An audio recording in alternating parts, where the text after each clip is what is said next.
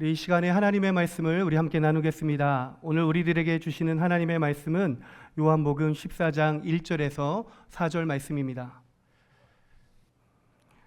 이 살아계신 하나님의 말씀을 제가 받들어 올리겠습니다. 너희는 마음에 근심하지 말라. 하나님을 믿으니 또 나를 믿으라. 내 아버지 집에 거할 곳이 많도다. 그렇지 않으면 너희에게 일렀으리라.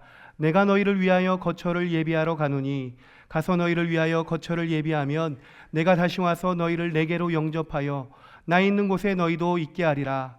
내가 어디로 가든지 그 길을 너희가 아느니라. 아멘. 할렐루야. 네, 오늘 거룩하고 복된 주일, 주님의 전으로 나아오신 우리 모든 성도님들에게 하나님의 은혜와 평안이 있기를 주님의 이름으로 축복합니다. 아멘. 오늘 함께 하나님의 말씀을 나눌 텐데요, 하나님의 말씀이 우리 성도님들의 그 상한 마음을 만지시고 또 무거운 어깨가 있다면 또 하나님께서 가볍게 하시는 위로의 시간이 될 수 있기를 주님의 이름으로 다시 한번 축복합니다. 우리 서로 사랑의 인사 한번 해볼까요? 사랑하고 축복합니다. 사랑하고 축복합니다. 아멘. 아멘. 사실은 가운을 입고 이렇게 설교하는 것이 참 어색한데, 그래도 우리 성도님들과 하나님의 말씀을 나눌 수 있어서 얼마나 감사한지 모릅니다. 오늘 우리가 세상을 살아갈 때 결코 피할 수 없는 인생의 불청객이 하나 있습니다. 어떤 것일까요? 바로 근심이라는 불청객입니다. 눈을 뜨고 아침을 맞이하는 순간부터 작고 크고 우리를 괴롭게 하는 걱정거리들을 우리가 마주하게 됩니다. 어떤 걱정거리입니까? 오늘 하루는 내가 무사히 지나갈 수 있을까? 이번 달 생활비가 벌써 다 바닥났는데 어떡하지? 우리 막내가 공부를 참 안 하는데 얘 어떡하지? 그리고 갑자기 건강이 나빠져서 걱정과 고민이 우리 가운데 들어옵니다. 이런 수많은 질문들이 꼬리에 꼬리를 물고 우리의 영혼을 갉아먹습니다. 근심은 마치 소리 없이 우리에게 다가와서 우리의 영혼의 숨통을 조여버리는 영적인 올무와도 같습니다. 그래서 사탄은 이 근심과 염려라는 무기를 아주 교묘하게 사용해서 성도들이 하나님을 바라보지 못하도록, 영적인 무기력에 빠지도록 그렇게 만듭니다. 그런데 놀라운 것은 예수님께서 이 땅 가운데 계실 때 수많은 진리의 말씀들을 전해주시지 않았습니까? 그런데 정작 우리의 삶을 괴롭게 하고 우리를 힘들게 만드는 이 근심에 대해서는 딱 2번 말씀하셨습니다. 바로 마태복음 6장 말씀, 산상수훈에서 무엇을 먹을까, 무엇을 입을까, 무엇을 마실까 염려하지 말라라고 말씀하셨고, 그리고 2번째는 바로 십자가를 앞에 두고 오늘 본문 요한복음 14장에서 말씀하시는 것이 바로 2번째 말씀입니다. 예수님은 이 근심에 대해 길고 장황하게 설명하지 않으셨습니다. 대신 아주 단호하고 명확하게 명령하셨습니다. 너희는 마음에 근심하지 말라. 어떤 부연 설명이 필요 없는 아주 강력한 선포를 하셨습니다. 그리고 곧바로 우리가 이 근심을 이겨낼 수 있도록 분명한 방법을 우리에게 가르쳐 주셨습니다. 오늘 우리는 이 요한복음 14장 1절에서 4절 말씀을 통해 우리의 삶을 흔드는 이 거대한 근심의 파도 속에서 우리가 어떻게 믿음의 닻을 내릴 수 있는지, 우리가 승리할 수 있는지 그 영적인 비밀을 우리가 함께 나누기를 원합니다. 오늘 주님께서 우리에게 말씀하시는 이 장면은 어떤 장면일까요? 우리 성도 여러분들이 잘 알고 있는 최후의 만찬의 자리에서 주님이 주시는 말씀입니다. 요한복음 13장에서 16장까지가 예수님께서 다락방에서 말씀을 주셨다고 해서 다락방 강화라고 말씀합니다. 오늘 본문 1절 말씀 우리 같이 읽어보도록 하겠습니다. 우리 1절 말씀 읽겠습니다. 너희는 마음에 아멘. 주님께서 너희는 마음에 근심하지 말라라고 말씀하셨습니다. 여기서 주님께서 너희라고 부르는 대상은 누구일까요? 바로 최후의 만찬의 자리에서 함께했던 예수님의 제자들입니다. 성도 여러분, 지금 제자들의 마음과 상황은 어떠한 상황이었을까요? 요한복음 13장부터 이어지는 다락방의 분위기는 정말로 깜깜한 어둠이요, 숨막히는 긴장감이 흐르고 있었을 겁니다. 왜 그럴까요? 예수님께서 대야에 물을 받아 갖고 오셔서 제자들의 발을 씻기시더니 갑자기 이런 말씀을 하십니다. 제자 중 하나가 나를 팔 것이다 라고 말씀하셨습니다. 정말로 가룟 유다가 그 밤중에 어둠 속으로 사라졌습니다. 게다가 수제자라고 자부하던 베드로를 향해서는 뭐라고 말씀하셨습니까? 내가 다굴기 전에 3번 나를 부인할 것이다 라고 그렇게 말씀하셨습니다. 무엇보다 이 제자들을 힘들게 하고 당황하게 했던 것은 그들이 모든 것을 버리고 3년 동안 예수님을 그렇게도 따랐는데 예수님께서 이제 곧 자신들을 떠나 십자가에서 죽으실 것이라는 그 말씀이었습니다. 제자들의 마음은 그야말로 갈기갈기 찢어지는 그러한 상황 속에 있었을 겁니다. 아마 그들의 근심은 단순한 걱정거리가 아니었습니다. 우리 제자들이 가지고 있었던 이 근심을 3가지로 생각해 볼 수 있는데, 첫 번째로는 그들이 가장 사랑하고 의지했던 존재인 이제 예수님과 영원히 이별해야 한다는 그 상실감과 슬픔이 제자들 가운데 있었습니다. 그리고 두 번째로는 예수님만 따라가면 그 예루살렘에서 정말 예수님의 오른편에서 왼쪽에서 정말 한 자리씩 붙잡고 떵떵거리며 살 수 있을 거라고 생각을 했는데, 그런데 그렇게 가지고 있었던 그 달콤한 세상적인 꿈이 완전히 산산조각 나버렸습니다. 자기들의 생업도 내려놓고 배도 버리고 그물도 내려놓고 다 버리고 주님만 찾아왔는데 이제 그들의 남은 인생 앞에 무엇이 남아 있습니까? 철저한 실패로 끝나버릴 위기가 그들 앞에 있었다는 것입니다. 그리고 3번째로 어떤 것일까요? 당장 자신들의 목숨조차 부지하기 어려운 그 두려움이 엄습했습니다. 예수님이 말씀하신 대로 정말로 예수님이 처형당하신다면 그 측근이었던 자신들도 언제 잡혀가서 죽을지 모른다는 그 죽음의 공포가 그들 가운데 있었습니다. 그리고 혹 살아남는다 할지라도 앞으로 뭐 해먹고 살아야 하지라는 생계에 대한 막막함이 그들을 짓누르고 있었습니다.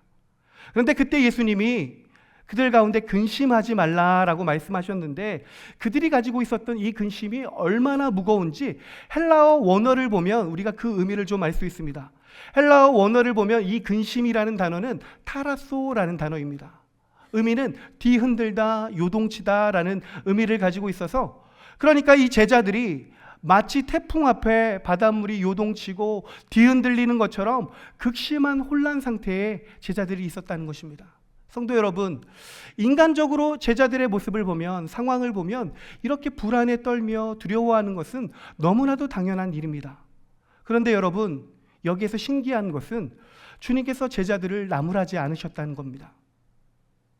예수님은 이토록 두려움에 벌벌 떨며 걱정에 휩싸인 이 제자들을 향해서 단 한마디 책망의 말씀을 하지 않으셨습니다. 내가 너희들과 3년 동안 함께하면서 그렇게 가르쳤는데 너희의 믿음은 이 정도밖에 안 되니? 걱정 좀 하지 마라 라고 책망의 말씀을 하지 않으셨습니다. 예수님은 오히려 그들의 마음, 산산이 조각난 그들의 연약함과 두려움을 있는 그대로 이해해 주셨습니다. 그리고 그 어떤 사람들보다 그들의 마음을 깊이 이해하시고 품으시며 부드럽고 따뜻한 음성으로 제자들에게 말씀하십니다. 너희는 마음에 근심하지 말라라고 따뜻하게 말씀하시면서 제자들을 다독여 주시고 있는 것입니다. 사랑하는 성도 여러분, 이 자리에 많은 분들이 앉아 계신데 우리 성도님들의 마음은 어떠하십니까? 겉으로는 괜찮아 보이시고 평온히 이 자리에 앉아 계신 것 같은데 혹시 누구에게도 말하지 못할 무거운 근심의 짐을 홀로 지고 속으로는 눈물 흘리고 계시지는 않으십니까?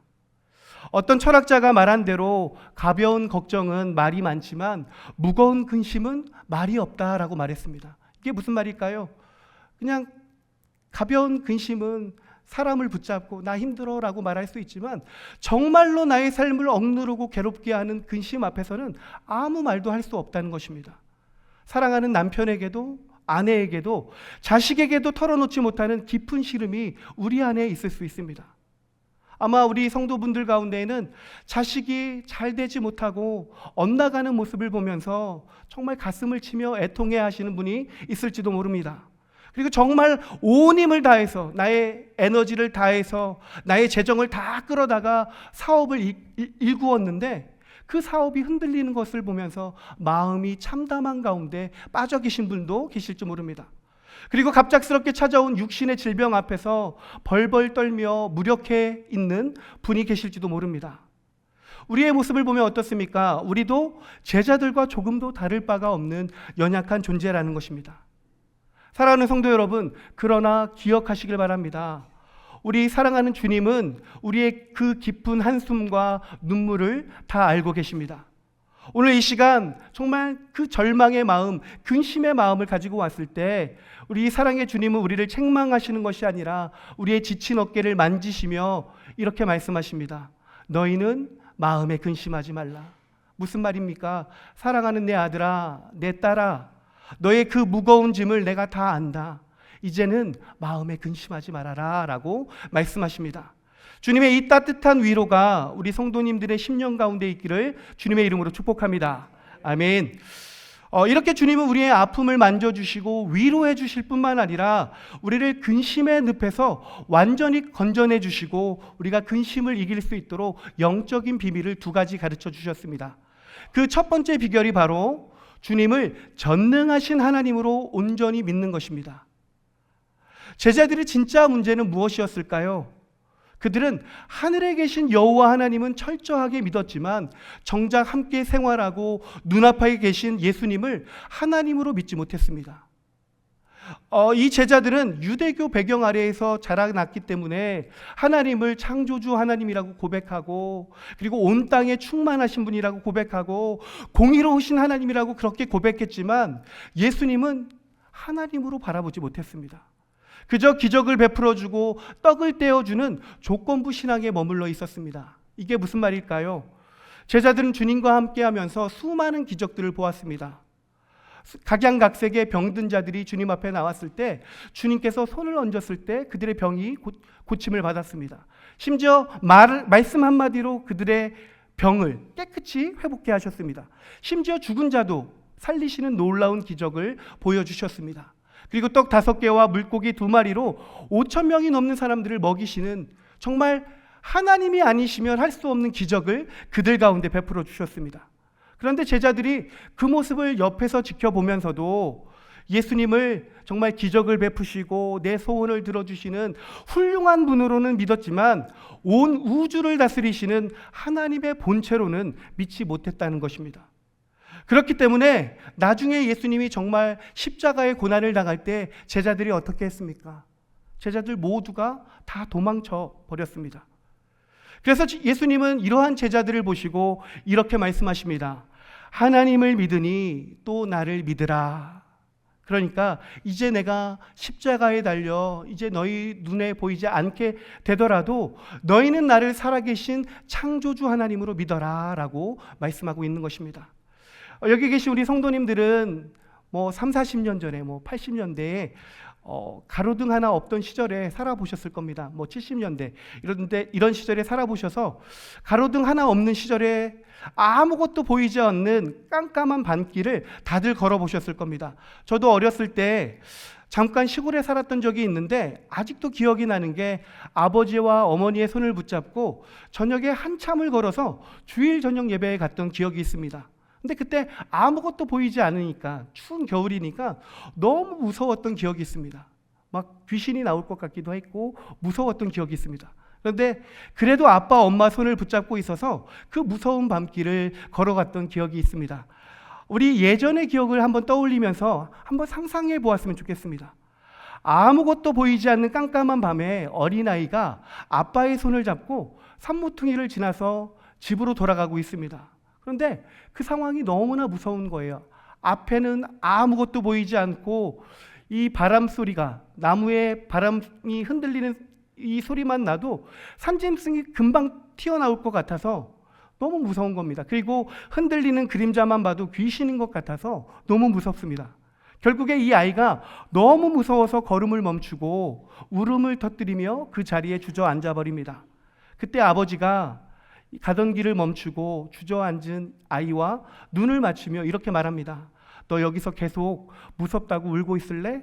아니면 아빠 손 꼭 잡고 믿고 따라갈래? 라고 이렇게 말합니다. 그때 자기를 내려다보는 아빠의 눈을 바라보고 아버지의 그 크고 투박한 큰 손을 작은 두 손으로 꼭 붙잡고 일어섭니다.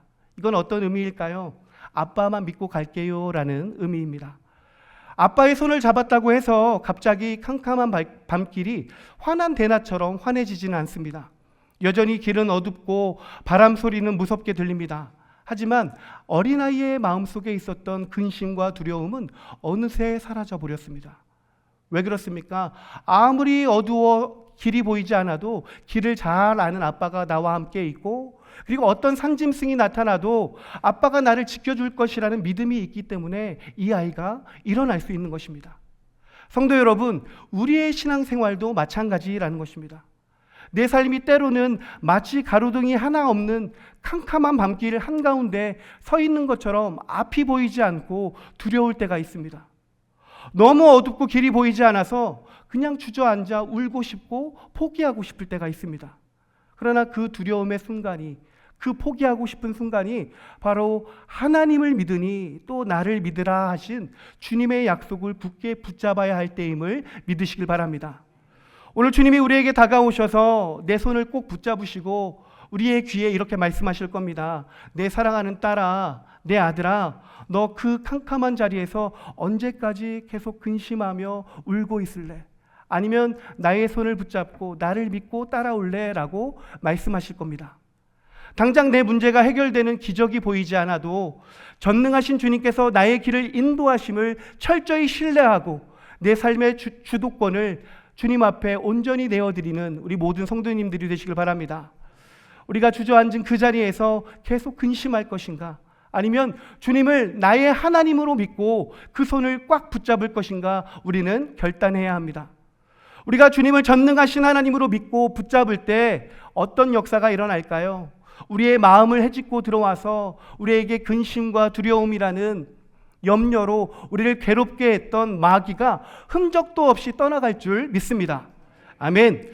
우리가 근심을 이겨낼 수 있는 예수님이 주신 두 번째 영적인 비결은 바로 천국 소망입니다.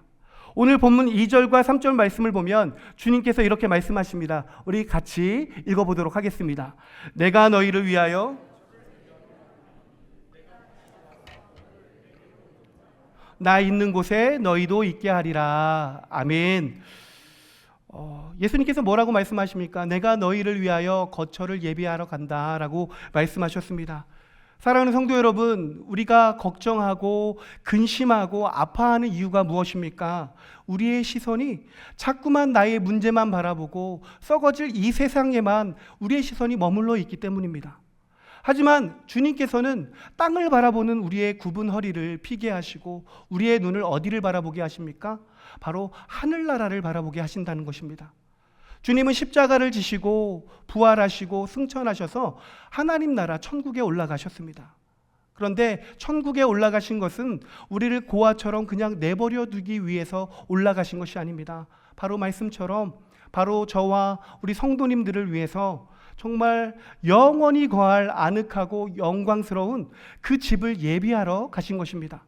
그곳은 어떤 곳입니까? 이 땅에 낡아지는 육신, 우리의 육신을 보면 어떻습니까? 날마다 약해지고 정말 후패해지는 그 육신을 입고 있지 않습니까? 그 육신을 벗고 주님께서 입으신 부활의 영광스러운 몸을 입고 다시는 눈물이나 아픔이나 이별이나 슬픔이 없는 완벽한 안식처입니다.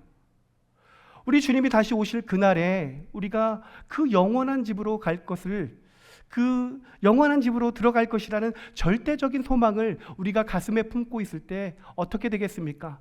우리가 아무리 어려움 가운데 있고 괴로움 가운데 있다 할지라도 그러한 근심을 우리가 훌훌 털어버릴 수 있는 것입니다.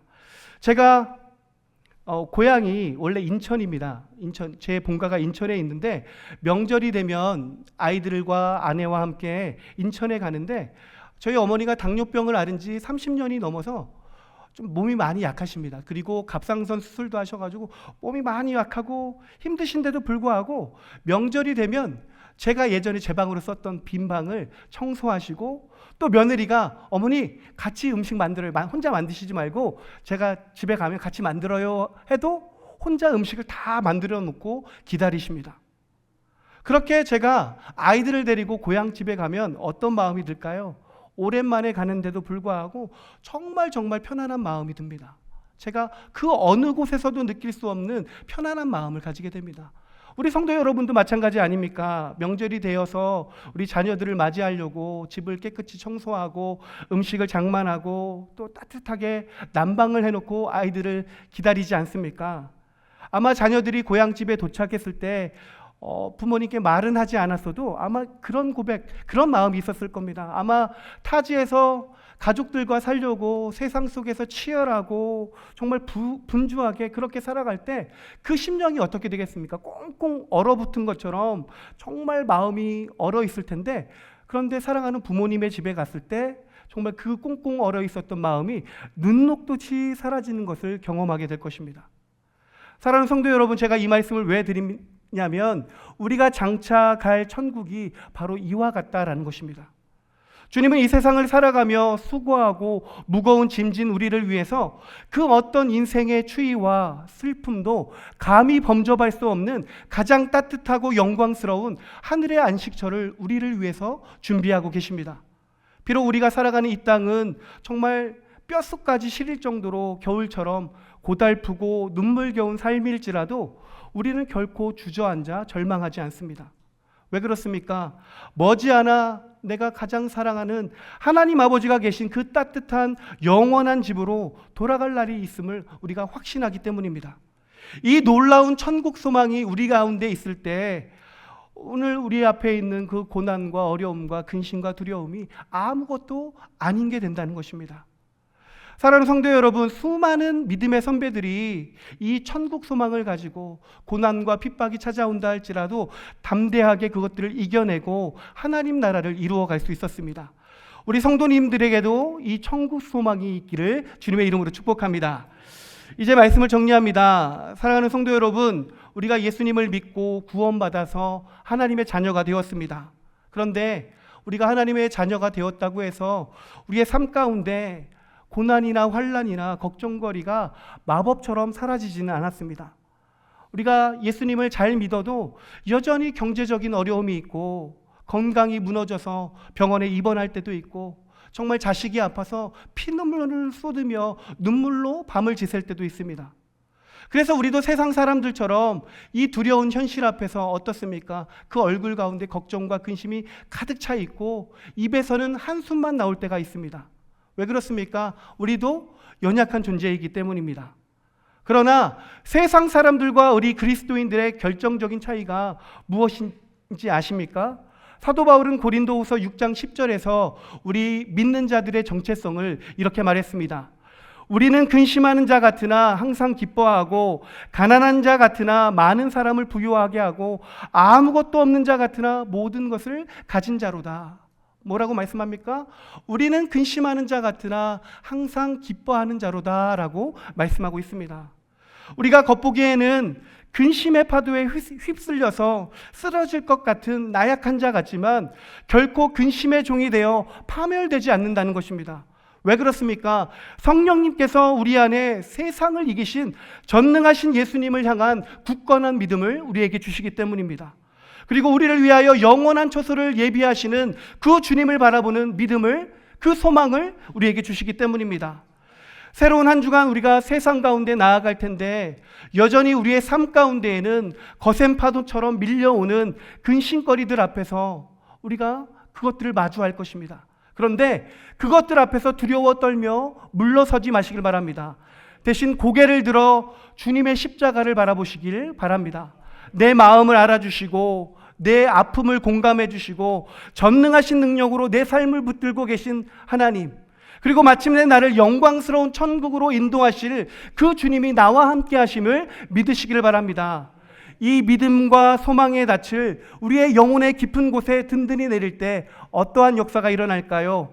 우리의 마음을 그렇게도 흔들고 괴롭게 하던 그 마귀는 흔적도 없이 떠나가며 세상이 줄 수 없는 하늘의 평안과 기쁨이 우리 성도님들의 심령을 가득 채워줄 줄로 믿습니다.